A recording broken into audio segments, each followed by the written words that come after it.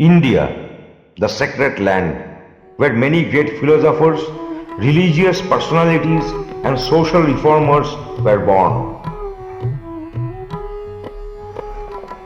Khanakul, a remote place of Bengal, comes under Hooghly district.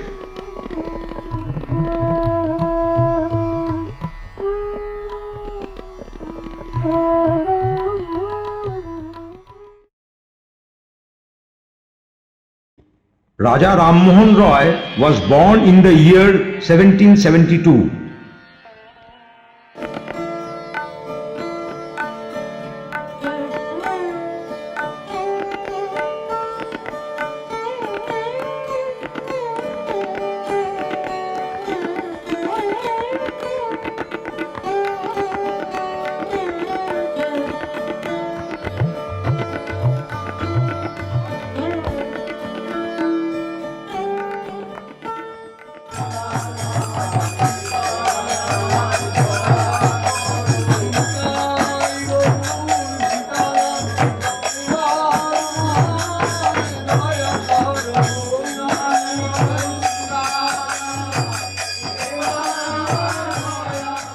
At that time, Navadvip and Khanakul were hub of Hindu culture and religious activities.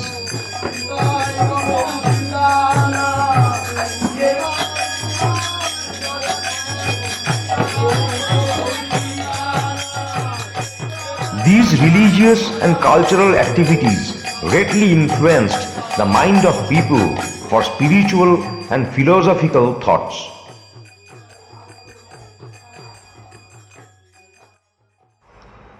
Ram Mohan grew up in this atmosphere which left an indelible mark in his mind regarding different religious thoughts and tenets.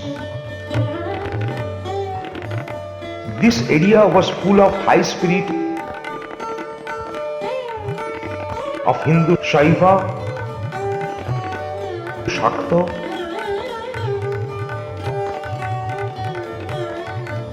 and Vaishnav in one side,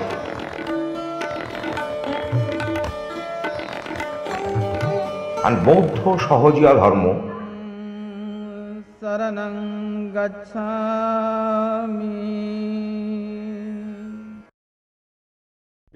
and Islamic on the other side.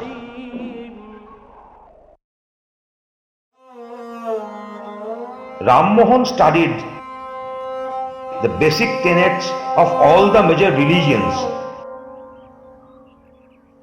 and felt of praying one God without any image. Later on, he became one of the founder members of Brahmo Samaj. Ram Mohan Memorial is preserved by the local people at the Raghunathpur Crematorium, a relic structure of a building without roof.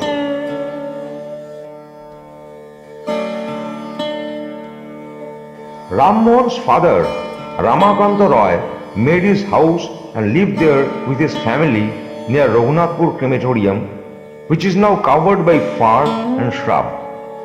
Nothing remains there except the Tulsi Manch and adjacent pond, Talpukur.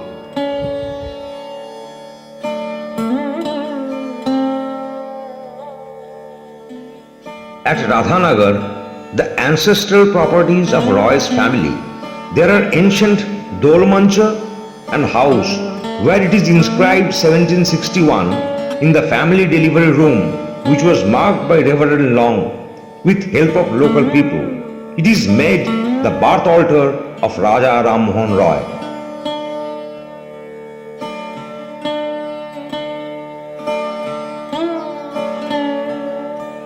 Alok Manjari Devi, sister-in-law of Raja Ram Mohan and wife of elder brother Jagamohan, who had to emulate with her husband in the pyre. Raja Ram Mohan protested this inhuman act.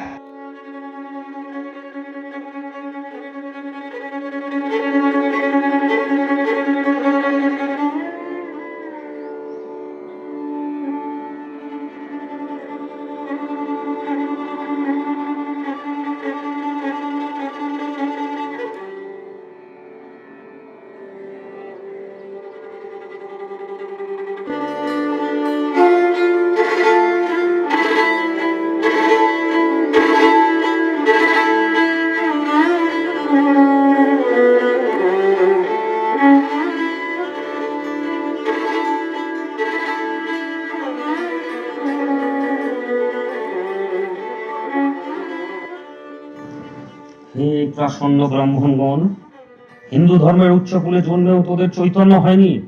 জীবশ্রেষ্ঠ মানুষকে তোরা এভাবে জীবন্ত পুড়িয়ে মারিস? তোরা জানিস না তোরা কি পাপ করছিস?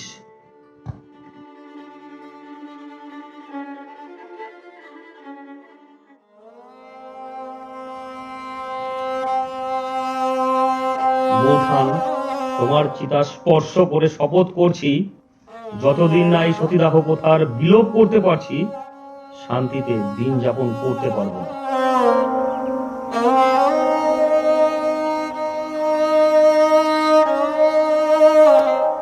And vowed to eradicate this ritual. For his relentless pursuance with the authorities, at last, on the 4th of December of 1829, the law against Shotidaho ritual was passed in the London court.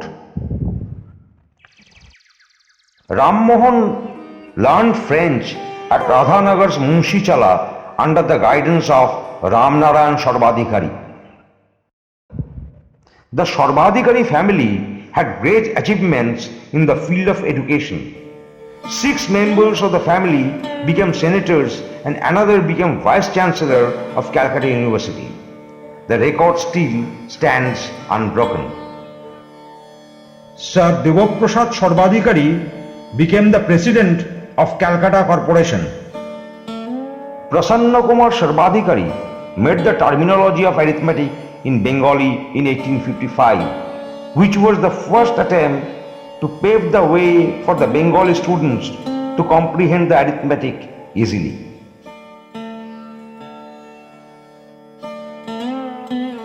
Ishwar Chandra Vidyasagar's Varna Porichaya also came out at the same time.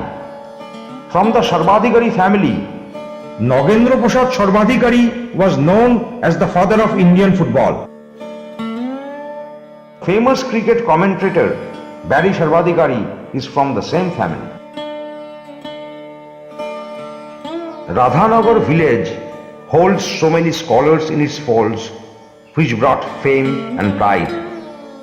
One of the scholars of Radhanagar, Sri Bhupendranath Bosu, became Vice Chancellor of Calcutta University.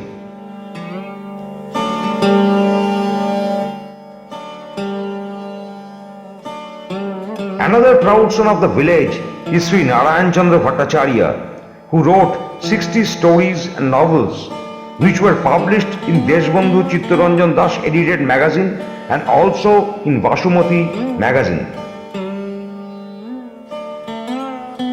Narayan Chandra Bhattacharya was a contemporary of Sharat Chandra Chattopadhyay. Famous writer Shaukat Osman was born in Khanakul. Later, he moved to Bangladesh. His novels, namely Janoni, Bani Adam, Kritodasher Hashi, became very famous. One more son of Khanakul, Mr. Pradeep Kumar Bhattogbal, became a famous actor of the Indian cinema. This famous place inspired so many renowned persons to come and contribute to their bits. One among them, Ishwar Chandra Vidyasagar, who laid the foundation stone of Gyanoda Sundari Institution in 1888. Gyanoda was wife of Pari Mohan, grandson of Raja Ram Mohan Roy. In the year of 1841 at Raghunathpur, a charitable hospital was established in the name of Hari Mohan and Golab Sundari, who were another grandson and granddaughter-in-law of Raja Ram Mohan Roy. Here we got a lot of informations about Raja Ram Mohan Roy from Dr. Paresh Chandra Das of Radhanagar, who is an eminent researcher of Raja Ram Mohan Roy's life and works. রাজা রামমোহন রায়ের জন্মস্থান এবং তার জীবনের নানান ঘটনাগুলি নিয়ে আমরা একটি তথ্যচিত্র নির্মাণে উদ্যোগী হয়েছি। বাহ, সেজন্য তো আপনাদের অভিনন্দন জানাতে হয়। যে রামমোহন সারা জীবন নারী জাগরণের জন্য সংগ্রাম করে গেলেন, আমার তো মনে হয় সেই নারী জাতির প্রতিনিধি হয়ে উপস্থিত হয়েছে। আপনার বিরচিত বিশ্বপ্রতীক রামমোহন গ্রন্থে অনেক কিছু গুরুত্বপূর্ণ তথ্য প্রকাশ পেয়েছে, যা প্রভু তো সাহায্য করেছে আমাদের এই তথ্যচিত্র নির্মাণে। সেই জন্য আমরা আপনার কাছে কৃতজ্ঞ। আপনাকে সবিনয় অনুরোধ, কয়েকটি বিশেষ বিশেষ ঘটনা এবং স্থান সম্পর্কে আপনি যদি একটু আলোকপাত করেন। দেখুন, বাংলাদেশে এক প্রত্যন্ত গ্রাম রাধানগরে জন্মে রামমোহন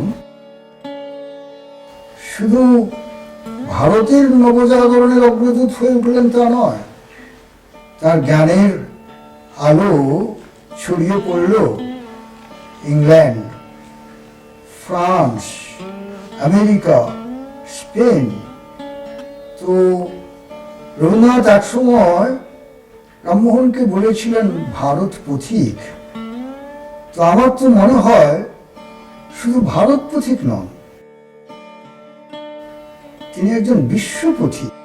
পৌত্তলিক পুজোয় তিনি বিরোধী ছিলেন, অথচ অধ্যাত্মবাদে তিনি বিশ্বাসী ছিলেন। এই বিষয়ে আপনি যদি কিছু বলেন। রামমোহন যে সমাজে জন্মেছিলেন, যে সময়ে জন্মেছিলেন, তখন আমাদের দেশে এই পৌত্তলিকতা এটা দারুণভাবে প্রচলিত ছিল। কিন্তু রামমোহন তার নিজের অধ্যয়ন এবং অনুভব এই সব দিক থেকে একটা নতুন ভাবনায় তাকে ঋদ্ধ হতে হলো। তিনি বললেন যে পৌত্তলিকতা এ তো নিরাকার ঈশ্বর, তাকে পাওয়ার পথ নয়। সুতরাং আমাদের ঠিকভাবে এগোতে গেলে তার মতে নিরাকার সাধনা, একেশ্বরবাদে গিয়ে পৌঁছতে হবে। এটা তখনকার ধর্মীয় ব্যবস্থায় একটা বিরাট পরিবর্তন। সতীদাহ প্রথা এবং অন্যান্য কুসংস্কারের বিরুদ্ধে তার যে সংগ্রাম এবং সাফল্য, সে বিষয়ে আপনি যদি কিছু বলেন। দেখুন, আমাদের ভাগ্যের পরিহাস কিরকম। রামমোহন, আমরা সবাই জানি, সতীদাহ প্রথার বিরুদ্ধে আন্দোলন করলেন। লর্ড উইলিয়াম বেন্টিংকের সহায়তায় সতীদাহ প্রথা নিবারণে আইন হলো।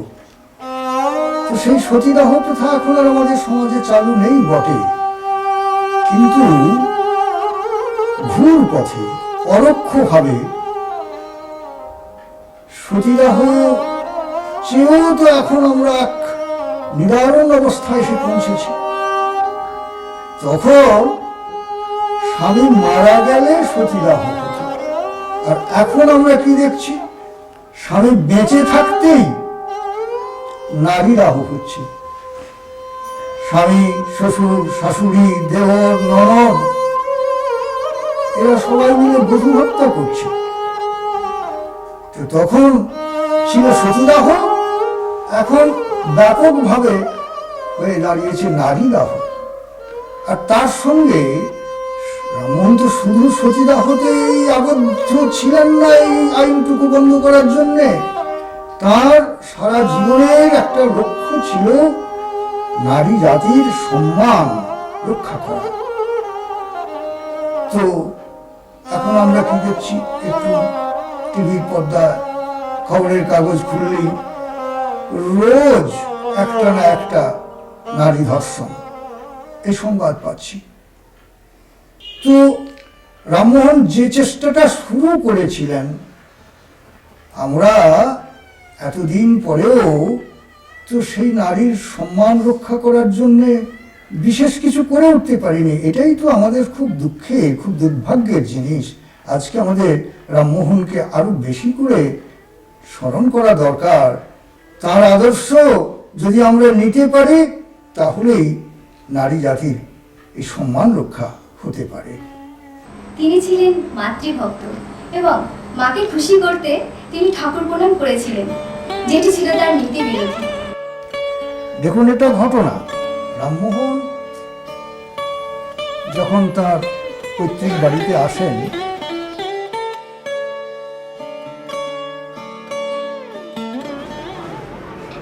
মা,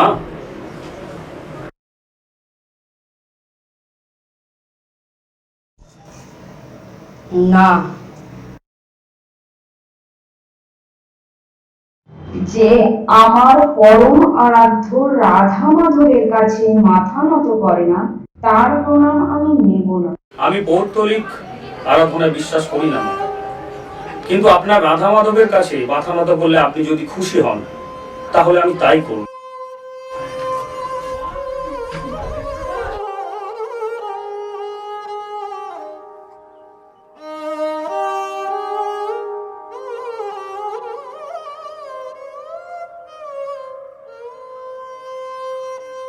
এখানে রামমোহনের মতবাদ নয়, এখানে ফুটে উঠছে তার মায়ের প্রতি যে শ্রদ্ধা, সেইটাই বড় হয়ে উঠেছে।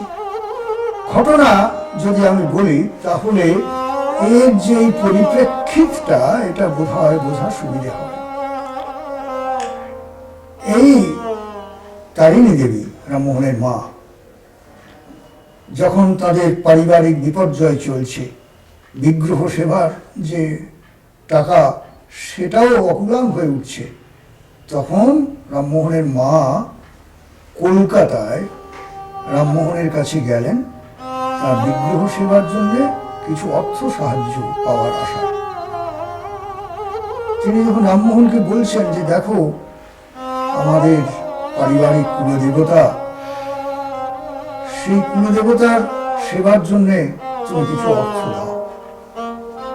রামমোহন বলছেন, মা, আপনি তো জানেন আমি পৌত্তলিক আরাধনায় বিশ্বাসী নই। আপনার রাধা মাধবের সেবার জন্য আমি কোনো দান দিতে পারবো না। হ্যাঁ, যদি আপনি দিন দরিদ্রদের সেবার জন্য আমার কাছ থেকে কোনো দান চান, আমি নিশ্চয়ই দেবো মা। যে আমার রাধা মাধবকে অপমান করে, তার দান আমি নেব না। এখানে একটা লক্ষ্য করার বিষয় হচ্ছে রামমোহন এবং তার মা দুজনেরই ব্যক্তিত্ব। কেউ তার নীতি থেকে সরে এসে এতটুকু মাথা নোয়াতে রাজি নয়। রামমোহন পৌত্তলিকতা বিরোধী, তার বিশ্বাস, সেজন্য তিনি বিগ্রহ সেবার জন্য অর্থ দিচ্ছেন না, বলছেন মানুষের জন্য আমি অর্থ দেব।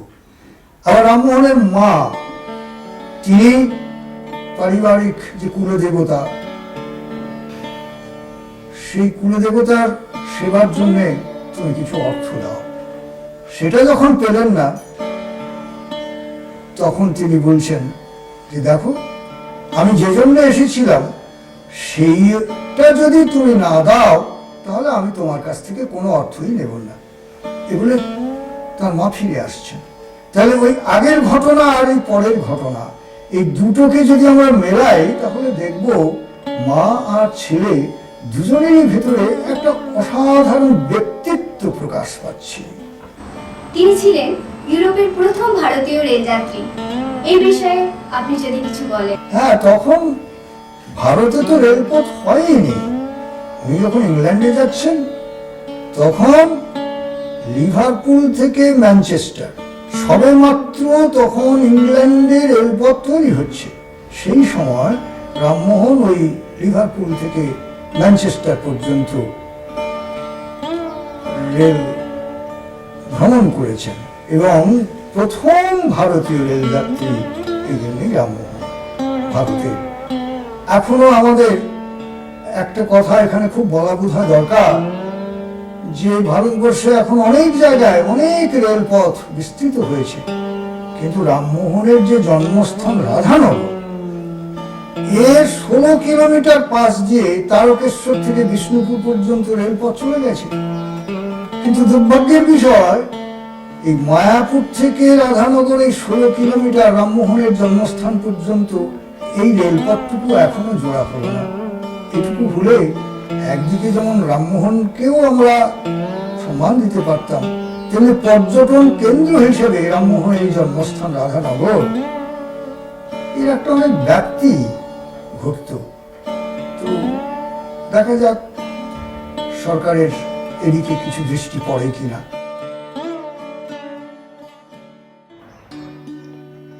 With the initiative of local people, a grand fair is held every year in this area to make awareness about Raja Ram Mohan's works and philosophy among new generation of all caste, creed and religions.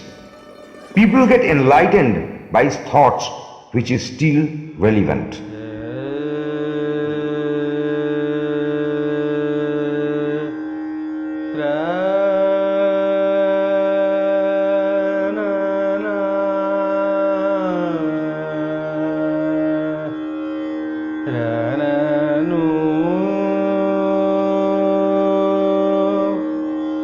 Ra